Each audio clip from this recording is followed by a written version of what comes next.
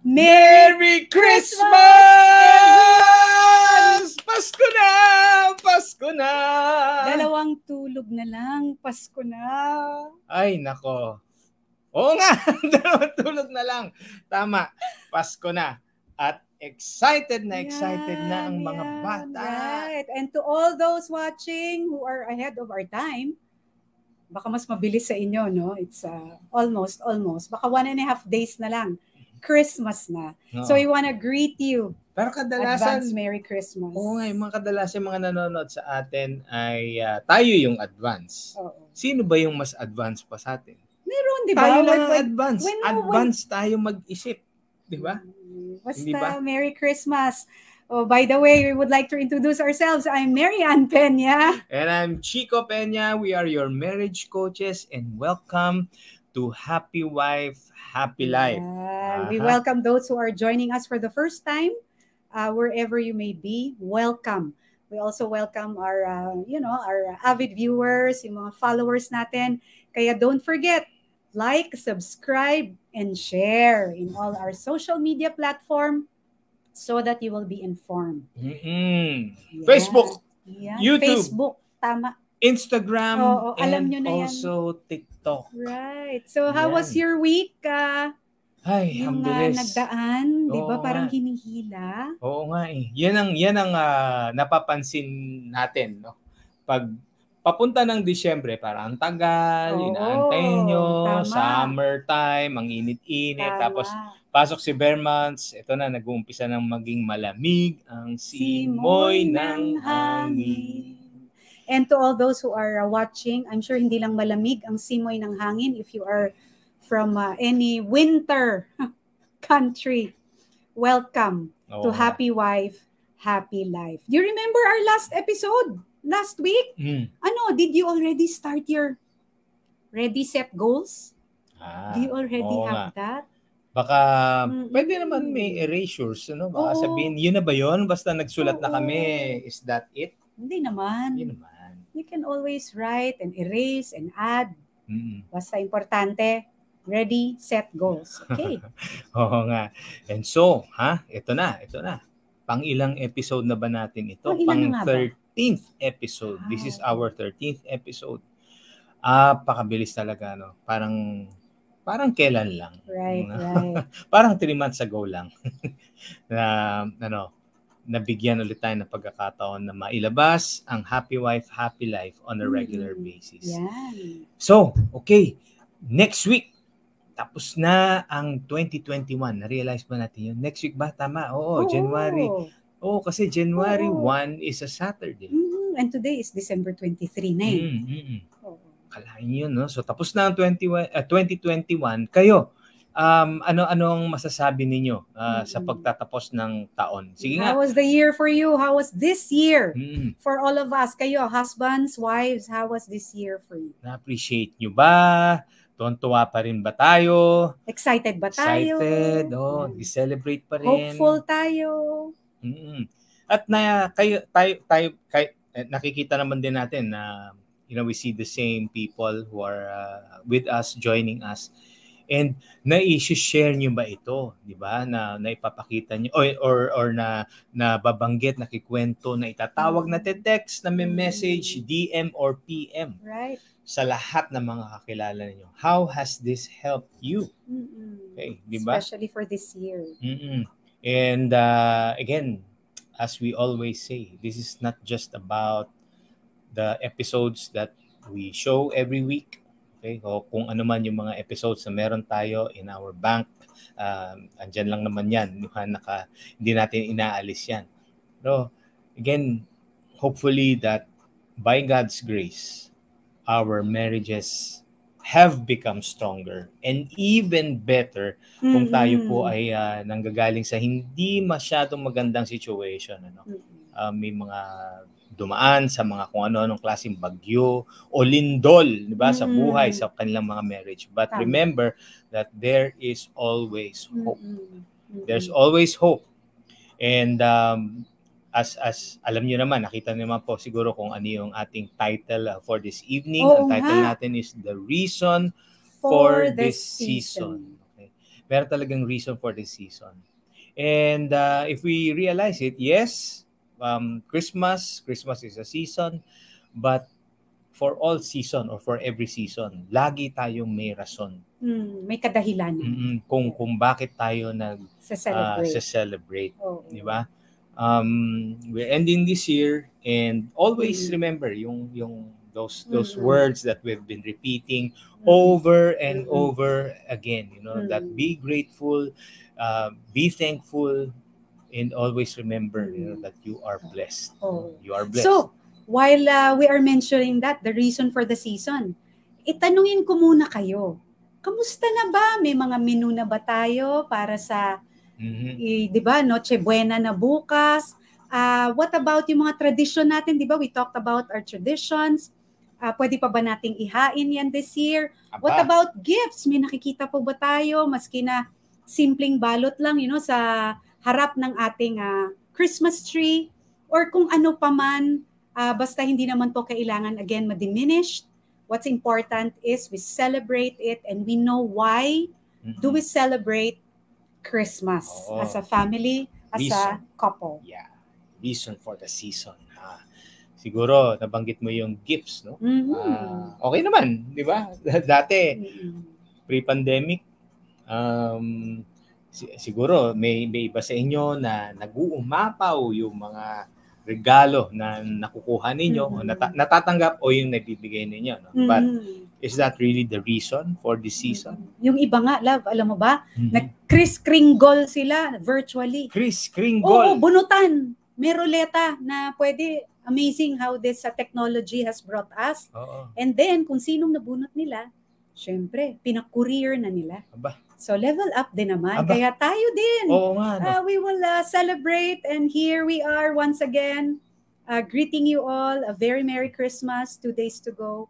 And we are so happy. Oo nga. Speaking of the couriers, gusto lang din natin syempre ma-appreciate yung mga naghahatid sa atin. Alam niyo naman kung saan sila mga galing na mga companies. Huwag na natin banggitin. But, those motorcycle riders, at marami yan. Cars or trucks. Huwag natin silang kakalimutang i-appreciate din. Diba? Na it's not because that they really deserve it, pero wow, sa ilang buwan o taon, kahit napakahirap. Nandito tayo, pero dumadating ang mga pagkain, mga pang-essentials. Delivery. So, salamatan naman natin sila. And if you're, our audience who's a frontliner, not limited to the careers, or you're in the medical field, you're a teacher, we want to honor you, thank you, at kilala niyo po kung sino kayo, basta to all our frontliners. God bless you. Maraming salamat sa ginagawa ninyong serbisyo. Yes. And so there, we're waiting for tomorrow.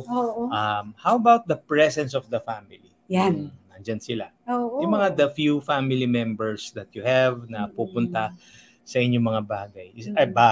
Bagay tuloy, bahay. Or kayo ba ang pupunta? Kayo mga ngapit-bahay? O ano ba? So, is that the reason for the season? Pwede naman, oo. pwede yan. Salo-salo, di ba? Oo. Kasi pagkain, nandyan. Naalala ko, mga Pinoy, ang tawag doon sa dahon ng saging. Okay, maganda. Budol, pabudol. Pwede tayo. Fight yung lalagay lahat yung ulam. Hindi naman budol, budel. Budol fight. O iba yung budol. Na budol fight, di ba? Ano nangyari doon sa nabudol fight? Bakit pa kayo nangingialam? Bisaya lagi. Oo nga, Bisaya lagi. Oh, I forgot that she is a Cebuana. German eh. Sige. May English, sometimes sumasabit eh. Oo nga. Pero okay lang, naintindihan natin yung budol fight na yan, na baka nabudol kayo, na sabi pabili nga ng mga... Mabudol fight kayo. Budol fight. Kasi yan. sakay kayo sa tricycle. Lechon. Nauusok. Wow. Ang dami kong nakikita sa ano ngayon, sa IG, yung mga... they call it, anong tawag? Yun na. Oo nga, lechon de leche, di ba? May tawag eh. Pritsyon. Something. Hindi, iba pa yung pritsyon. Yung pritsyon, yung hinihiwa din, basta yun At nagpapagutom kami sa inyo, di ba? Pati kami nagugutom na dahil dyan. Oo nga. Pero yan, yung malambot na maliit na lechon na yun. Cochinillo. Anyway, ang panghiwa pa ay platito. Or plato. Hindi, platito lang. Ganun yung maliit, oo. Lechon, hamon, at spaghetti, baked spaghetti, morcon. Spaghetti. Ano pa ba yung mga, di ba yung tradition natin, pinag-usapan natin many weeks back? Mga Pinoy, mahilig sa pansit na pinapalaman sa pandesal. Tinapay with queso de bola. Pwede. Yan. Kung ano nung ginagawa natin sa ating mga pagkain, kaya... sarap pa rin, di ba? Maganda talaga may salo-salo. Super saya. At lahat ng ito, love, these are all good. Tama? Tama, correct. At mag-a-agree naman ng lahat. Kung kayo ay nag-a-agree, sige nga, sabihin nyo nga, you agree. Agree. Yan. Narinig namin yon.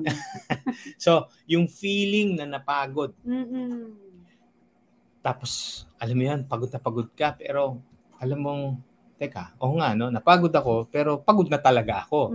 Diba? Pero versus, yung napagod ka, pero refreshed ka. Oo.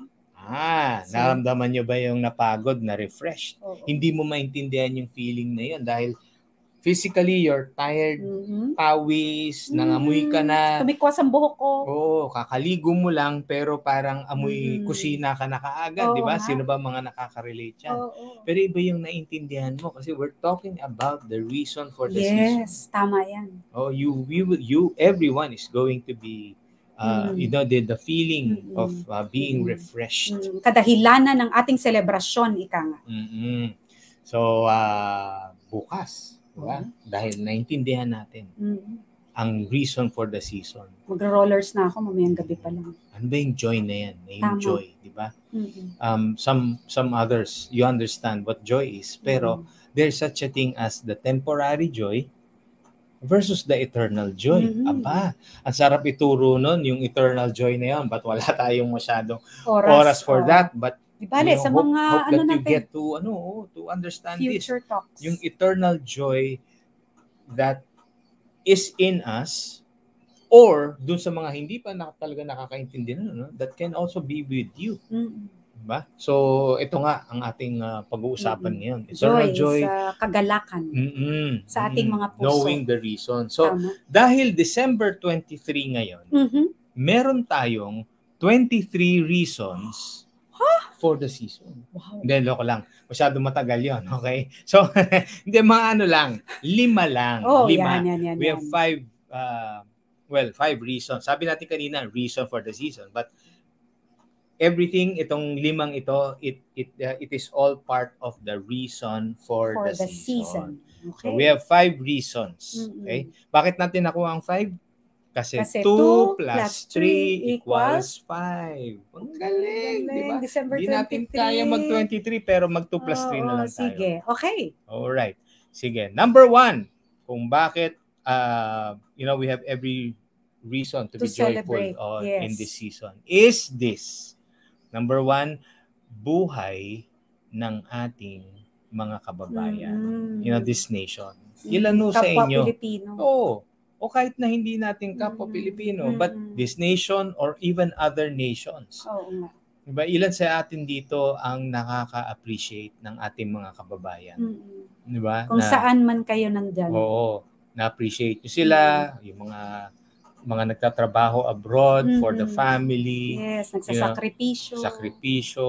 If you are a family na one member is there working abroad, ba na-appreciate mo ba sila? Na-appreciate ba yung buhay nila? Lahat ng ginagawa? Yes, from Happy Wife, Happy Life team, we appreciate you po lahat ng mga nasa abroad na nagse-celebrate ngayon ng Christmas. Alam ko, nami-miss nyo yung mga pinagsasabi namin kanina na kinakain natin dito. But truly, this is one reason that we celebrate is the appreciation that you are a Filipino living or working abroad. Oo.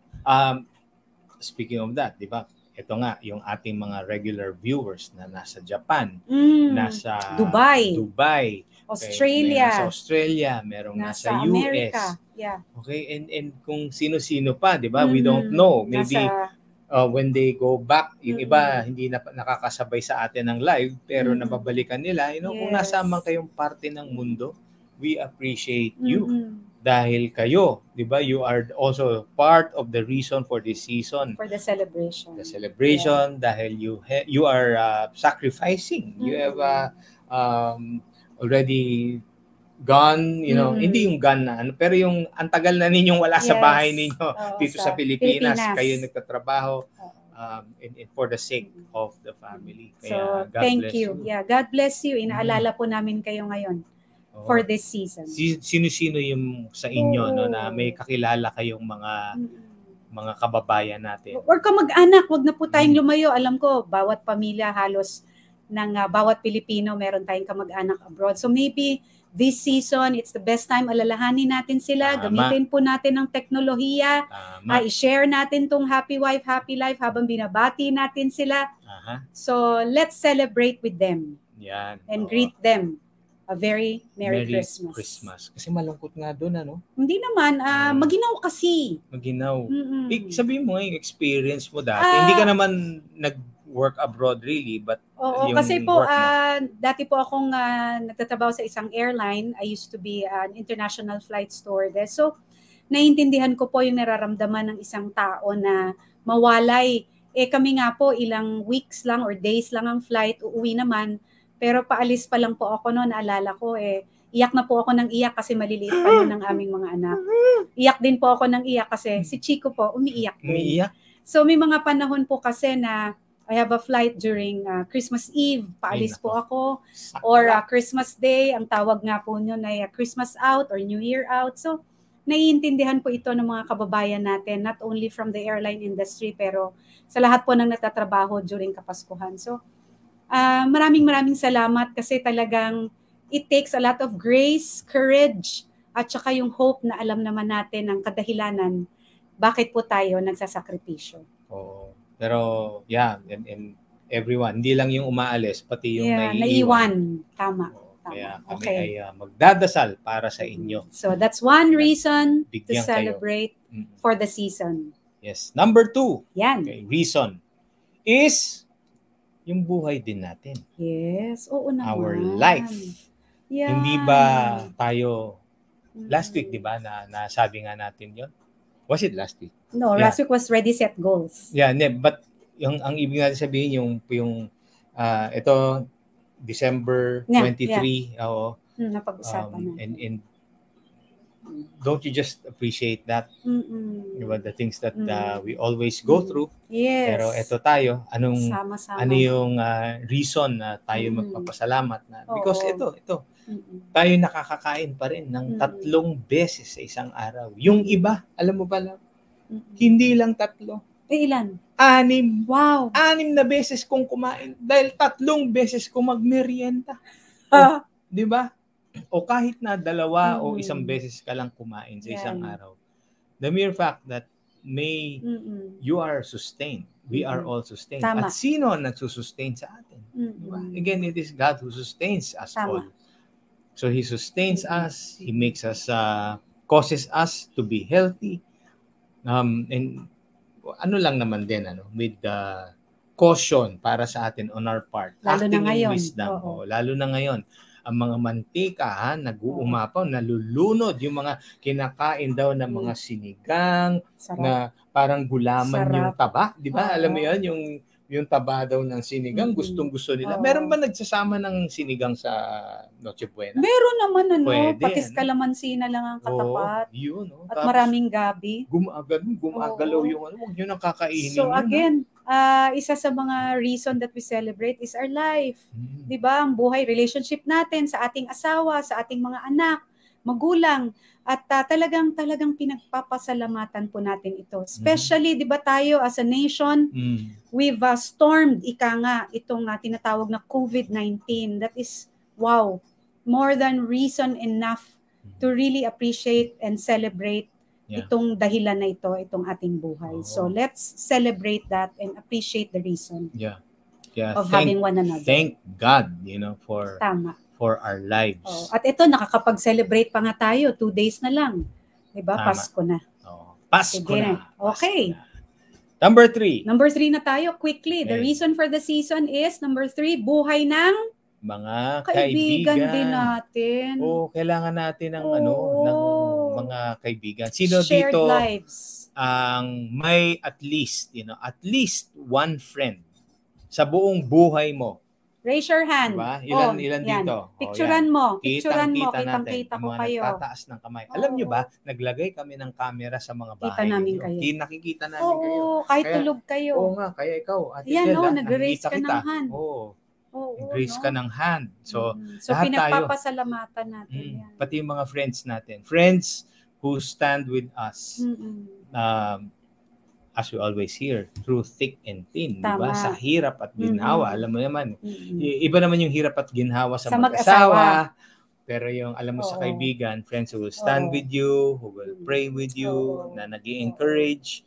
Mga kaibigan natin na minsan pinapagalitan tayo. Pero ang tawag doon.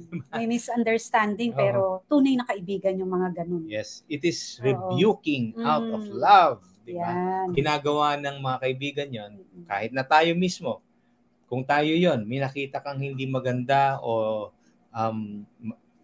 yung mali, may nagawa, at kailangan silang makorek. Diba? Kailangan natin gawin yun. Yes, gawin natin yan. At yan ang isa sa maraming reasons why we celebrate the season. So kung meron po kayo niyan, isang kaibigan, matalik na kaibigan, why don't you send a message or a call na pwede nyo sabihin, isa sa kadahilanan na the reason why we always celebrate Christmas is our friendship.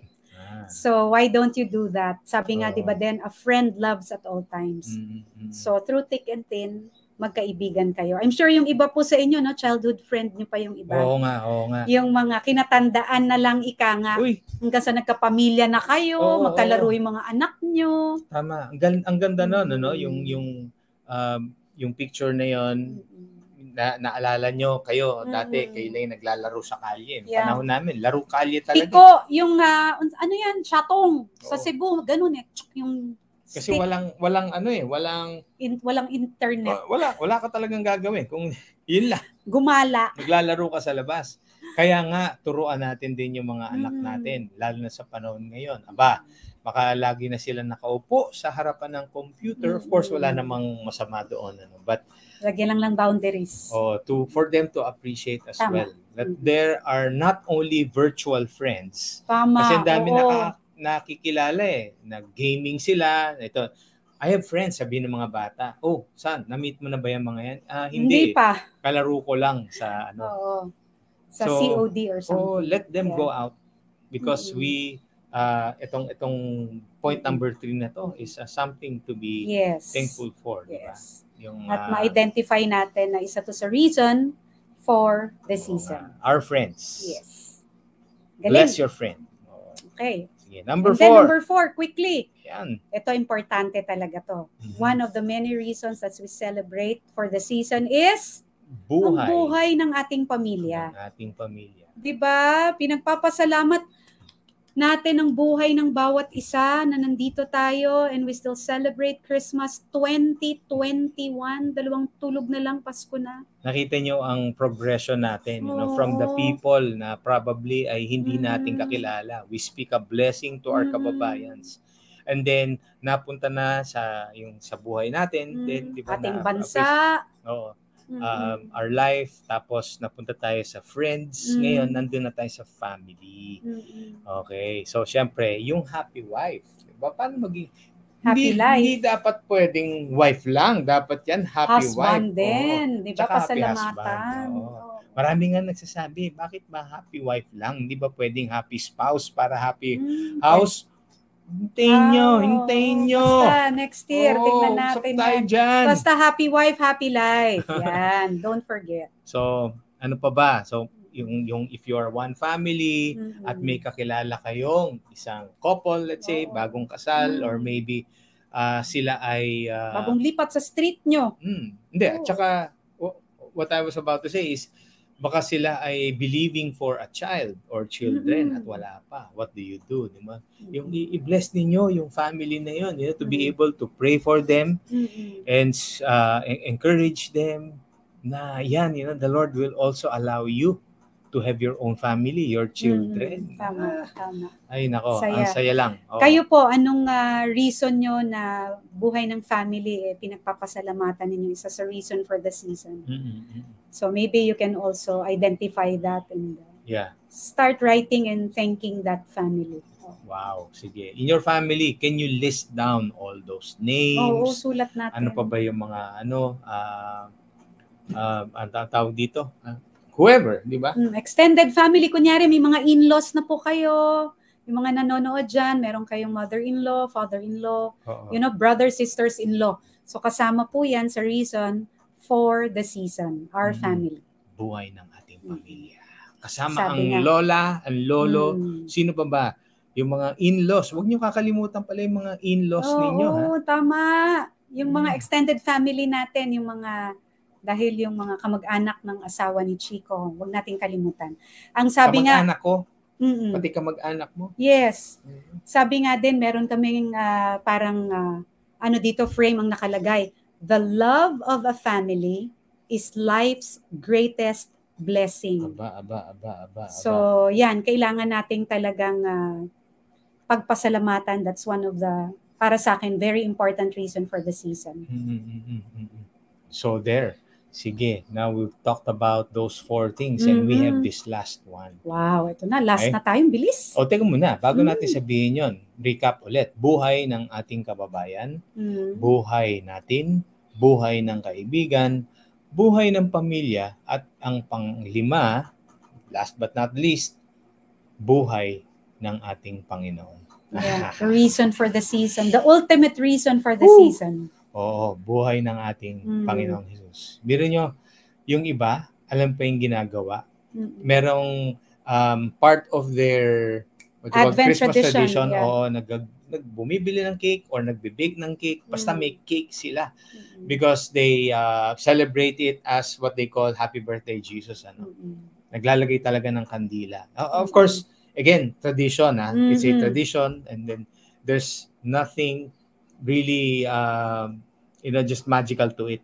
Pero yung bang alam mo, celebrating the presence of our Lord Jesus sa buhay po natin. He may not be here with us physically, pero alam mo ang presensya ng Panginoon. So with all those, the first 4 points na binanggit natin kanina, yun ang rason kung bakit nag-i-exist lahat yun. Mga kababayan, buhay natin, mga kaibigan, at saka yung ating pamilya, is because of what the Lord Jesus Christ did for all of us. He was not just born in a manger, and then yung baka ang imagination natin is that he remained as a baby. Hindi po, he grew up as a man. Grew up as a full-grown man, and we know probably next March, pagdating po ng Holy Week, maging isa sa mga topic din natin yan. the death, the resurrection of our Lord Jesus Christ. Pero now, ang pagkabuhay ng ating Panginoon, di ba? Yan ang ating sineselebrate. Okay. The reason for the season. Oo. So, how about you? Ano ba sa tingin ninyo? You know, having said all these things, itong mga points po natin ito, anong impact po nito sa buhay po natin lahat? Mababalikan ba natin? Ma-appreciate ba natin? Yung mga taong nabanggit natin at lalong-lalo na ma-appreciate ba natin ang ating Panginoon? At wag natin pong kalimutan, no, as we remember the ultimate reason for the season, let's not forget to share this beautiful story for the generations that will come after us. Marami pong mga books about Christmas, the reason for the Christmas season. So marami po yan. Wag po natin kalimutan. Let's pass on that beautiful story of why we celebrate Christmas. And I just like to read a verse. Okay. Meron po tayong verse na gustong basahin. The first book dito sa four Gospels, the book of Matthew. Dito po sa Matthew 1:23, ang sinasabi po dito is that the virgin will conceive and give birth to a son, and they will call him Emmanuel. Wow. At ang ibig sabihin po ng Emmanuel is God with us. Bihira nyo, the Lord, God our Father, yung intention niya para sa bawat isa ay hindi ho tayo iiwanan ng ating Panginoon. You know, if we want to look at that as simple as that, hindi ho tayo iiwanan ng Panginoon. The reason why we are this victorious sa ating buhay is because naintindihan po natin itong storyang ito. Now, binibigyan din po ng Panginoon ang karamihan po sa atin, or in fact, sa lahat po sa atin, na makakilala po sa Kanya. Hindi lang ito isang bagay o isang regalo na itatago lang yan for himself o para sa iyo lang yan kasi ikaw lang may alam ng story, no? But this is for all. And God is with us. No matter how hard times are, how hard life is, always remember that God our Father sent His one and only Son to be born in this distorted world, to grow up as a man, later on to allow Himself to be crucified on the cross, that we may all have life. Oh, woo! Kaya tayo nakaka-celebrate ng magandang Christmas. So ngayon po, talagang we know already the reason for the season, and talagang namnamin po natin yan at intindihin and pass it to the next generation. And so there, we are closing this episode. Yes. You know what? Bago po tayo magbanggit ng ating mga final words, next week, wag po kayong mawawala. Yes, this is going to be our last episode for the year. Next week. At pakinggan nyo po. Huwag kayong bibitaw dahil pakinggan nyo po ang magiging message next week. Hope that you can still join our Happy Wife, Happy Life Thursday. Yeah, it's a date. 8:30. Okay? 8:30. So again, kung sa tingin niyo na nagustuhan niyo itong episode na ito, please go ahead and share to your friends. Kasama na rin ang mga past episodes. At remember that there's always hope. Yes. Your family will always have peace. Ang dinedeclare namin ay you will always be joyful in your hearts. And continue to celebrate the reason for the season. So see you again next Thursday. Don't forget. Merry Christmas. Merry Christmas. Merry Christmas, everyone. Bye. Bye-bye.